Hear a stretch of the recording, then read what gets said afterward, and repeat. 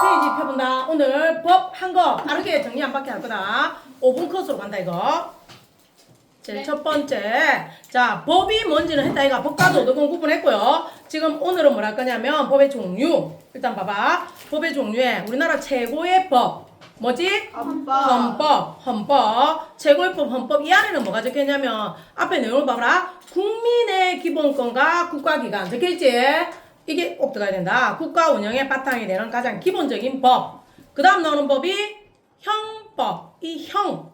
이거는 앞에 동그라미 쳐. 범죄의 종류와 그에 따른 형벌을 정하는 거. 이게 뭐라고? 형법. 자, 요거 두 개는 생각해봐. 우리나라 국민이라면 무조건 헌법이 필요해. 맞지? 그 다음에 형법. 내하고 직접 상관없지만 우리나라 전체적으로 범죄자에 대한 처벌 필요하지. 요런 법은 뭐라고?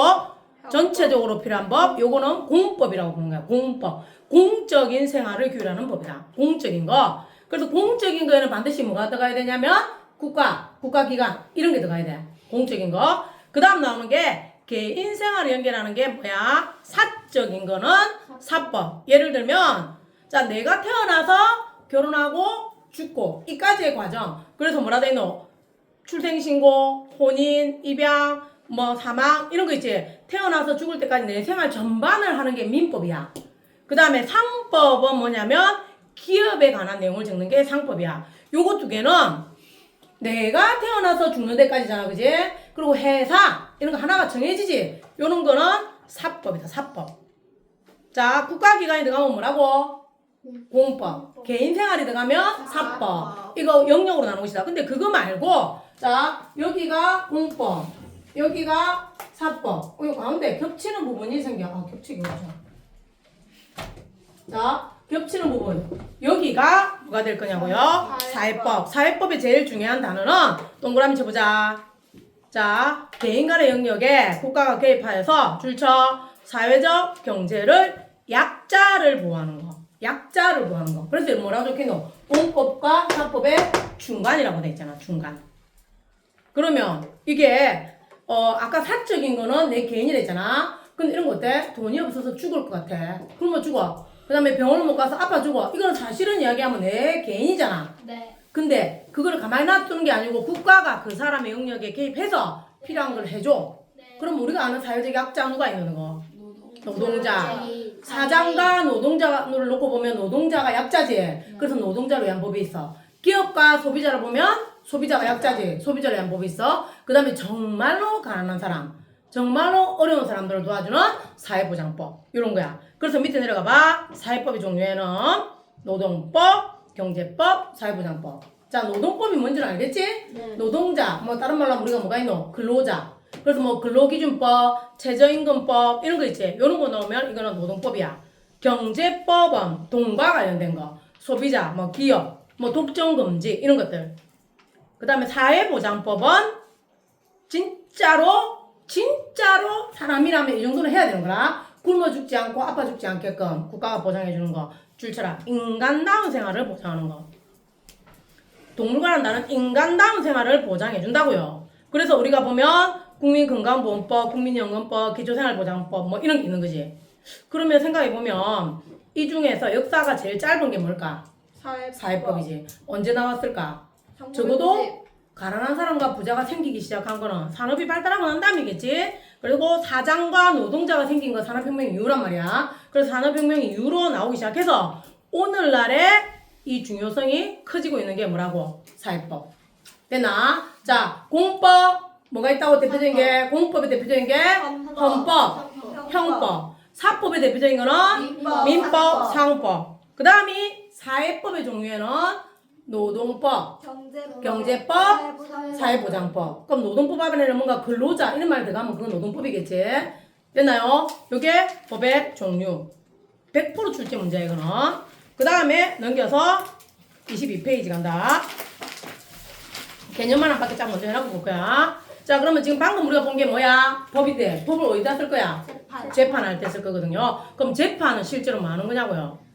뭐라고 돼 있노? 법원이 구체적 분쟁에 법을 동그라미 쳐라 적용하여서 법을 적용하여서 옳고 그름을 밝힌다고 돼 있다. 그러면 재판의 종류 별표 5조 3개.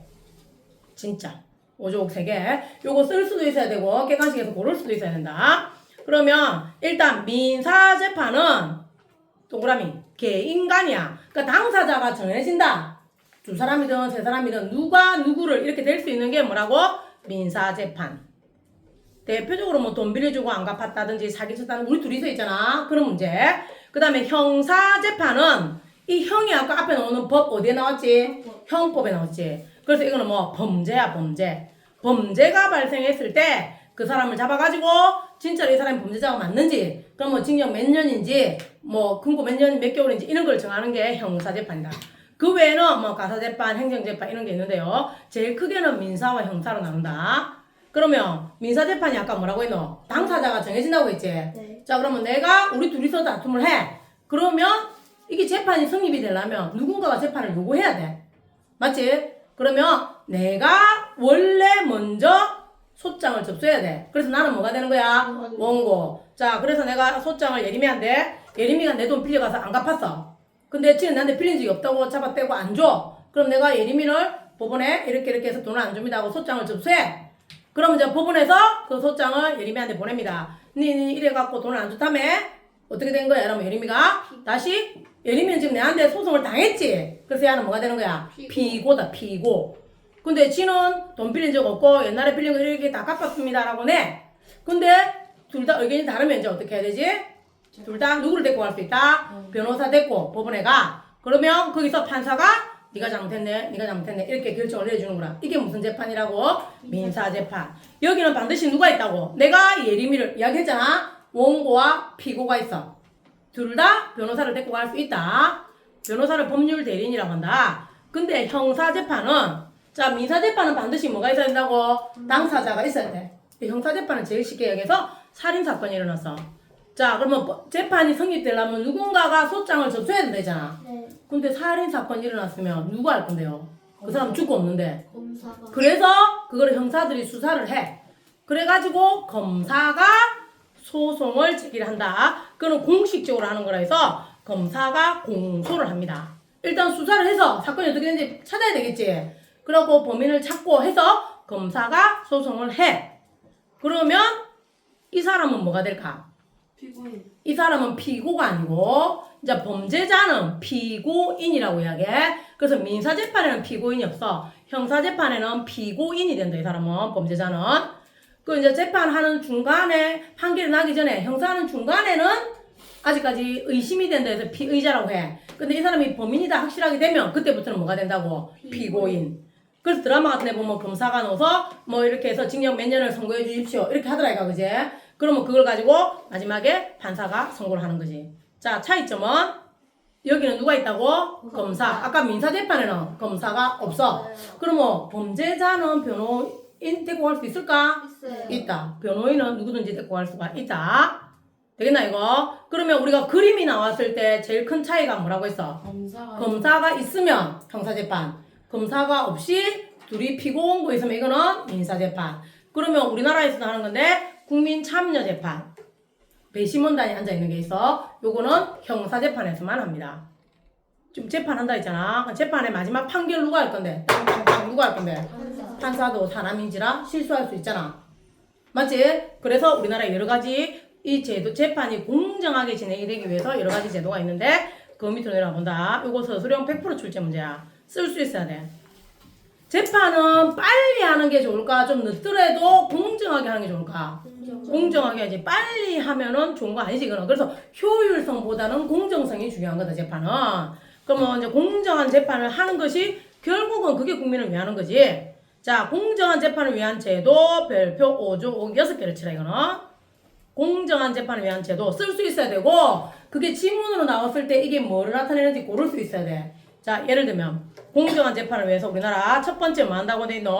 사법권의 독립. 그러니까 그 판사라든지 검사를 누구 밑에 소속으로 넣지 않는다는 거야. 누구 밑에 포함되어 있는 사람이면 자기 상사를 재판할 수 있겠나? 안 되잖아. 자기 부서 누구의 지시를 받으면 안 된다는 거라. 그래서 우리나라는 사법권의 독립이 기본이야. 두 번째, 공개재판주의. 공개가 뭔지는 알지? 그래서 법원 우리도 가볼 수 있다고 했잖아. 그러면 이거 재판하는 두 사람만 있고 판사가 자기 아는 사람이야. 그러면 살짝 봐주고 조용히 처리하면 사람들이 모를 수 있잖아. 그걸 막기 위해서 공개 재판 우리가 가서 볼 수도 있고요. 그리고 내가 못 봤으면 그 재판 과정을 적은 기록 문서를 보여달라고 할 수도 있어. 자, 그래서 이걸 뭐란다? 공개 재판주의. 그 다음에 증거 재판주의. 증거가 뭔지 알지? 우리가 그런 말 하잖아. 아, 누가 했을 것 같은데 심증은 있는데 물증이 없다. 자, 요거 증거될까 안 될까? 안 돼요. 심증만 가지고는 안 된다. 구체적인 증거가 나와야 된다. 그래서 우리가 살인사건이 발생했을 때 이제 진짜 범인인 거 다 나왔는데 시체를 못 찾거나 살인 도구를 못 찾으면 이거 재판이 안 되는 건 거라. 근데 지원 들어가지. 그러면 증거되죠 당연히. 증거재판이죠 그게. 그 다음에 신급제도. 옆에 그림 봐봐. 이거 진짜 단독 문제라도 나오는 문제다. 1심, 2심, 3심이 있지. 자, 1심 어디 산다고 돼 있노? 지방법원. 그 다음에 2심이 고등법원, 대법원. 자, 1심 지방법원. 우리 저 창원에 지방법원 있다. 2심 보통 뭐 우리는 부산에 있고요. 그 다음에 대법원은 서울에 있어. 자, 그러면 재판 한 번 했어. 근데 판사가 뭔가 잘못했을 수도 있고 증거가 뭐 조작될 수도 있다. 그러면 난 억울해. 그럼 어떻게 해야 돼? 자, 1심에서 2심 가는 거, 2심에서 3심 가는 거. 자, 1심에서 2심 가는 거는 뭐라고 한다고? 상소. 소자가 외우는 방법이야. 좀 작은 거야, 이거는. 근데 2심에서 3심은 3심이 제일 높은 데 있지? 그래서 윗상자에 높은 고자 합해. 상고. 요거 두 개, 이런 과정 전체를 뭐라고 이야기하냐면 상소라고 이야기해. 자, 1심에서 2심 가는 건 뭐란다고? 항소. 2심에서 3심 가는 거를 상고라고 이야기한다. 자, 상고까지 했는데 난 마음에 안 들어. 한 번 더 할 수 있을까? 아니요. 아니요. 3번만 할 수 있습니다. 그리고 특별하게 2번까지만 되는 재판도 있다. 선생님. 네. 3번까지 되면 이제 결과가 어떻게 되는 거예요? 이거 제일 위에서 내린 판결이 맞는 거죠. 대법원 판결이 맞는 거죠. 자, 여기서는 징역 1년이랬는데 여기서 징역 2년 했으면 이게 맞는 거고, 여기서 징역 2년이랬는데 여기 1년이면 하여튼 마지막 판결이 최종 판결이 됩니다. 그래서 보통 자기가 받은 형량이 좀 많다 싶어서 억울하니까 위로 신청을 한다 이가. 그러면 그대로 나거나 그보다 조금 작게 나거나 이렇게 되겠지. 그래서 보통은 그렇게 합니다. 자, 그러면 이렇게 3번 재판을 한다고 해서 우리나라는 뭐라고? 신급제도 중에서도 3심 제도를 하고 있다. 왜 이렇게 할까? 왜? 지금 봐봐라. 이렇게 사법권의 동의에 공개재판, 증거재판, 신급제도 왜 할까? 공통점은 공정한 재판을 통해서 결국은 누구를 위해서? 국민의 기본권을 보장하기 위해서. 요까지가 기본이다. 공정한 재판을 통해 국민의 기본권을 보장하기 위해서까지 적어야 돼. 공정한 재판만 적으면 감점의 여지가 있다 이거는. 됐나요?